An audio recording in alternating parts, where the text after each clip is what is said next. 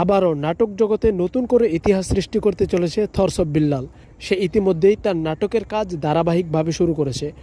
2026 সালের রোজার ঈদের আগে পরেই আমরা তার নাটক পেয়ে যাব, যে নাটকটি আশা করা যায় যে ইউটিউবে ইতিহাস সৃষ্টি করবে, সর্বোচ্চ ভিউ জ্ঞান করবে, এটাও আশা করছে থরস অফ বিল্লাল। চলুন আমরা তার মুখ থেকেই শুনে আসি তার নাটক সম্পর্কে বিস্তারিত। আমার নাম স্বর্ণাক্তার নিশাদ। আচ্ছা, তুমি দুলাভাইয়ের ক্যারেক্টার আছো। থটস অফ বিল্লাল ভাইয়ের শর্ট ফিল্মের কাজ কিন্তু কালকে অফ ছিল, কারণ হচ্ছে আপনারা দেখেছেন ভিডিওর মাধ্যমে যে একটা শুট নিতে গিয়ে একটা ডুন মানে অ্যাক্সিডেন্ট করছে, ঘাসের সাথে সংঘর্ষণ হয়েছে। তো এর জন্য কিন্তু আমাদের কাজটা অফ আসছিল। তো আজকে সংঘর্ষ আচ্ছা যাই হোক, কালকে আজকে কিন্তু আমরা সকাল সকাল চলে আসছি শুট নেওয়ার জন্য।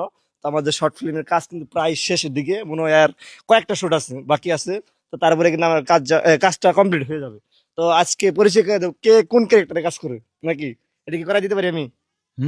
অবশ্যই। উনি হচ্ছেন বিলাল ভাই প্রাক্তন, আপনারা অনেকে চিনে থাকবেন। আপনার নামটা আপনি বললে সবচেয়ে বেটার হয়। আমার নাম স্বর্ণাক্তার নিশাদ। আচ্ছা, বেশিরভাগ নিশাত নামে দেখতেছি যে হইতেছে, অ্যাড হইতেছে। আর থটস অফ বিল্লাল ভাই তো জানেন হিরো ক্যারেক্টারে কাজ করতেছে। তার প্রাক্তনকে না পাওয়ার কষ্টে সে সেটা ফুটিয়ে তুলতেছে। এরকম না, মানে জার্নিটা 2015 থেকে আমার সাথে যা যা হইছে 2026 পর্যন্ত, সো এটা আস্তে আস্তে পর্ব আকার আসবে। 11 বছরের স্টোরি তো এমন পুরোটা রিয়েল বেস। আচ্ছা তারপরে সাথে আছে হলো নাম বলে চাকরি থাকবে না।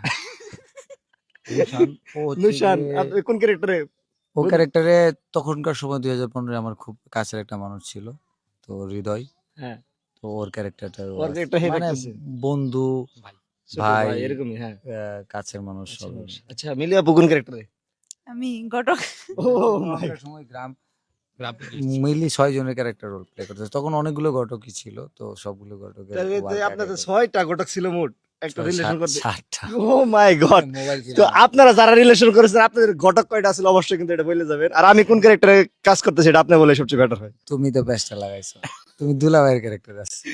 তার মানে আমি দুলা ভাইয়ের ক্যারেক্টার, মানে এটা আমার শালি, ঠিক আছে? তো আমার শালি আমার গ্রামে ঘুরতে আসে, সে তার লাগে কি করতেছেন? না, তার সাথে কিছু না। কিন্তু আমার শালিদের সাথে প্রেম ভালোবাসা করতেছে, আমার তো একটা মান সম্মান আছে নাকি? এটা কি মেনে নেওয়া যায় না? কিন্তু আমরা তো খারাপ কিছু করি নাই। তো তুমি কি তোমার শালিকে বিয়ে দিতা, নাহলে কোথাও না কোথাও তো দিতা। দিতাম, আমি তো তখন বিয়ে করতে কিন্তু আপনার সাথে তো আমার একটা দ্বন্দ্ব আছে। আমি তো কখনোই চাবো না যে আপনার সাথে বিয়ে হোক। তুমি যদি জানতা আমি থটস অফ বিল্লাল হবো, তাহলে তোমার এই দ্বন্দ্ব অবসান হয়ে যেত। তা অবশ্যই, কারণ তখন কয়েক লাখ টাকা নিতাম, মানুষের দেয়া তো আমার